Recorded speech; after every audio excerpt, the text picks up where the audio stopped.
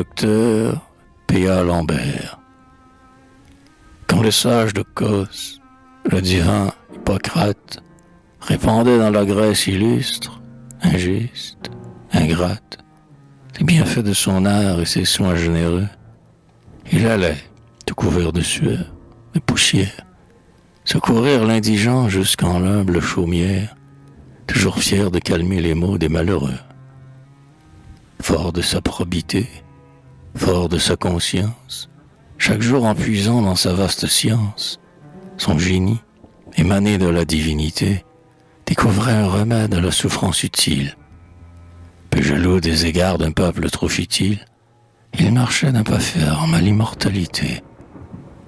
Un sentiment unique, une céleste flamme, de ce savant illustre animait la grande âme.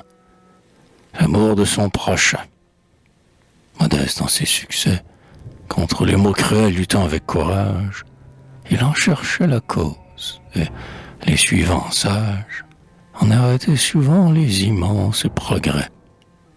Mais si pourtant, déçu dans sa persévérance, des revers imprévus brisaient son espérance, alors on le voyait, toujours avec douceur, multipliant ses soins, ranimant son génie, disputer à la mort le reste de la vie qui s'éteignait, plus calme, au sein de la douleur.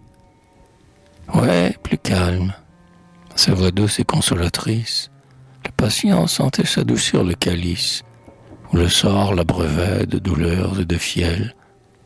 Ainsi l'envoi de Dieu le ministre fidèle, le chrétien expirant portait avec zèle la parole de paix, en lui montrant le ciel. Voilà par quel bienfait, quel talent, quel courage, Hippocrate conquit le surnom de vrai sage, l'estime et le respect de la postérité. Et quel puissant empire, en grands hommes fertiles, vit de son sein surgir un savant plus utile que cet ami des arts et de l'humanité. Honneur au médecin qui suit ce grand modèle, qui, savant, vertueux, animé d'un saint zèle, comprend sa mission, en tout temps, en tout lieu. Le nom des conquérants, si prôné dans l'histoire, s'abaisse près du sien, dont l'immortelle gloire est un reflet divin de la bonté de Dieu. C'est ainsi qu'on te voit, Lambert, d'un pas rapide, marcher dans l'avenir où la gloire te guide, comme un phare brillant, comme une étoile aux cieux.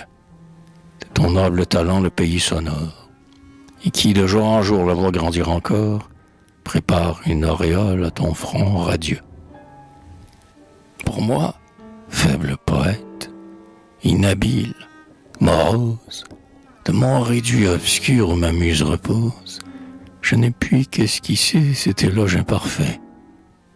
Si, dans ces vers dictés par la reconnaissance, du talent poétique on remarquait l'absence, d'un éternel oubli ton nom les sauverait.